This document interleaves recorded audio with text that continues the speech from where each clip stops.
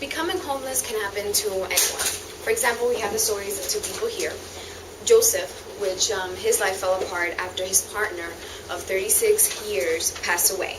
He became depressed, lost everything, and became homeless. On the other hand, Aria's story is that she developed a drug addiction, and it led her to lose all her belongings and left herself homeless. However, with the help of shelters and different programs, she was able to turn her life around. Now she's managed to stay in this food apprenticeship training program where she's lifting her life back up. And personal story, I was once homeless. Our apartment building burned down and we really didn't have family members where to stay. I don't remember the actual fire, but I do remember staying at the shelter. It's not really pleasant because you have so many different people and it's not really a nice surrounding. But I do know that there are, besides shelters, there are organizations and programs that are there to help homeless, to take them away from the streets. How you guys doing today? Good? Okay. So homelessness. Homelessness is obviously not having a home or a roof over your head and you're sleeping on the streets.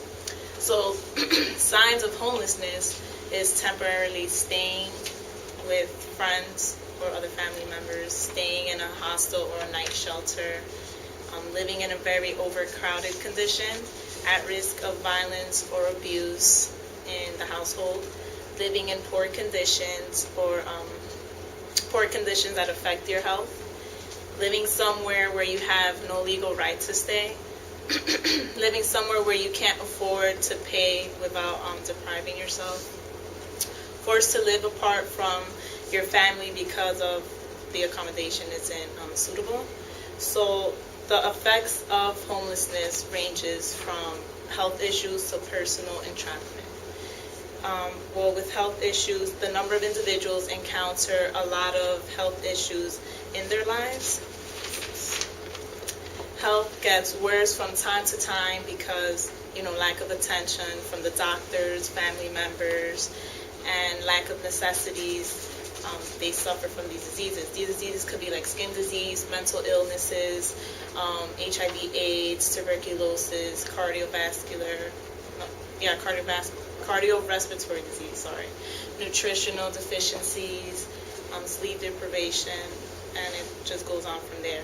Personal entrapment can be when the homeless person realizes that he or she won't have a roof to live, and they won't have a roof to live forever. So they suffer psychologically. So it could be like loss of self-esteem, increase of danger of abuse or violence, development of behavioral problems, and from there. So who's affected?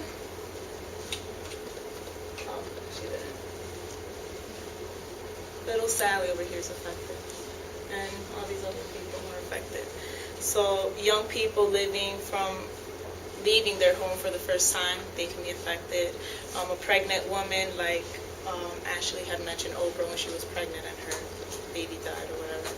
The consequences of being homeless can be being evicted from rent or money problems, leaving the house because of domestic violence and you have nowhere else to go, like if your partner beat you or whatever, illegal eviction or harassment by the landlord, disasters such as a fire, like Jenny said, or whatever.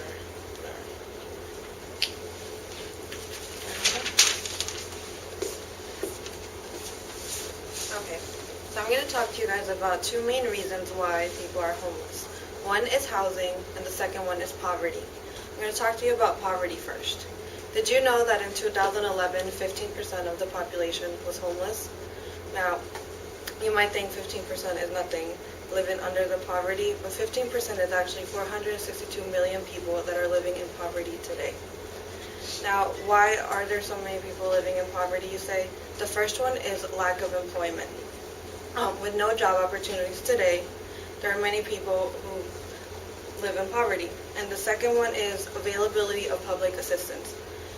it kind of ties in together because of the fact that when you lose your job, you also lose benefits. When you lose your benefits, you lose being able to go to get medical care, being able to go get food somewhere, being able to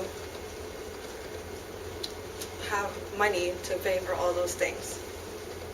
So without that, you have no health care. There's a lot of people living in poverty because, like mentioned earlier, domestic violence. There's a lot of women out there who prefer being homeless than getting beaten in their own home. There's also many people who suffer from mental illnesses. So, nobody wants to take them in. Nobody wants to care for them. Nobody wants to think about it as their problem. And there's also many people out there that suffer from addiction, whether it's drugs or anything else.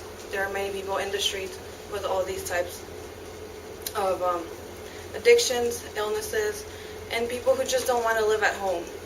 Now, in regards to housing, so did you know that to maintain a house today, you should be earning about $18.79, but as of today, the average person only makes $14.32. So that's where a lot of foreclosures come in. That's where a lot of people start losing their houses. Now, how can we help, or how can the government or anybody stop this from growing? So there's long-term housing, which Natalie is going to talk to you about. And these programs can include affordable housing assistance and others as well that Natalie will mention now.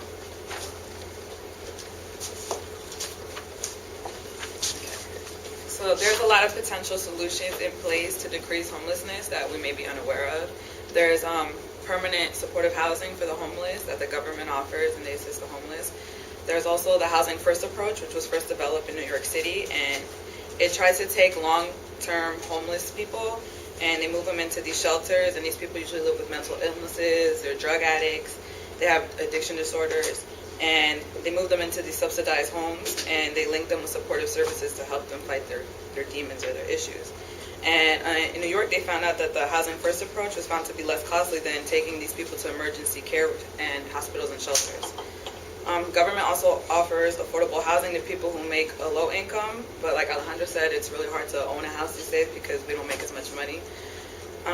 The cost of housing is also very expensive and many people can't afford it.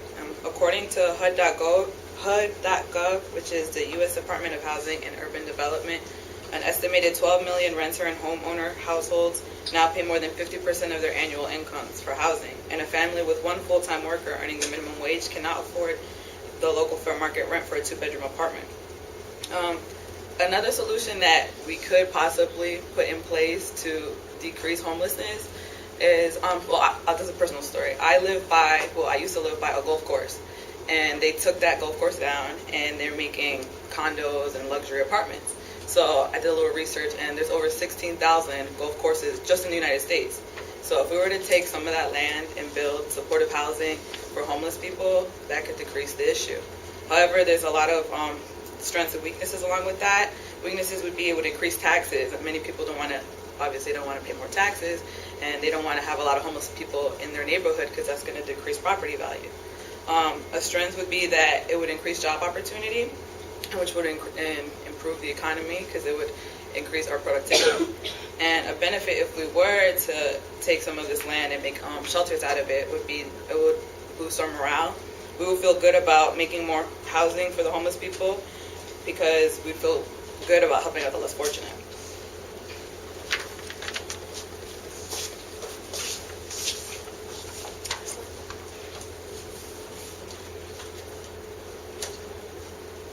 Well, in conclusion, we know that anyone can become homeless, any given situation. We decided that, like she was mentioning, one of the solutions will be bringing more programs available with long-term housing. I know that there is a lot of programs out there, however, they're limited. I personally went through it.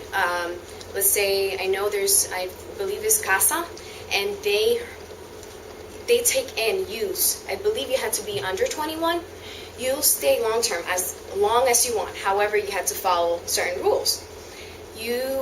Once you find a job, they help you find a job, and they take a percentage out of there, but not for cost for them. That percentage that they take out is like a savings account. Whenever you choose to move on with your life and be independent, they'll give whatever you have saved that they have taken out for you, so you can move on and get a new place or buy whatever you need to buy. However, I know it's really strict. There's certain hours that you can't be out, that you need to be inside. And then there's limitations, because how about if you're above 21, where can you go that offer you similar, housing?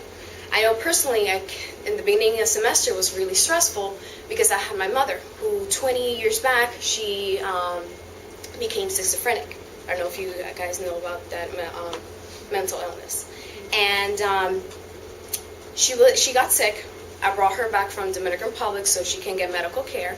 However, I don't have the financial, I'm not financially stable to be able to support my mother. And I looked everywhere, social services, wherever I could go to find help for her. However, they say she's not homeless because she was staying in my couch. She would have to be in the street, but however, I can't do that for my mother. I can't do that to my mother, and for them to be able to provide any services. So there's a lot of programs out there. However, there's a lot of limitations that can limit a lot of people that need help to get help. So if there's more programs out there and a little bit more wider availability to be in the program, the rates will be really less. Any questions?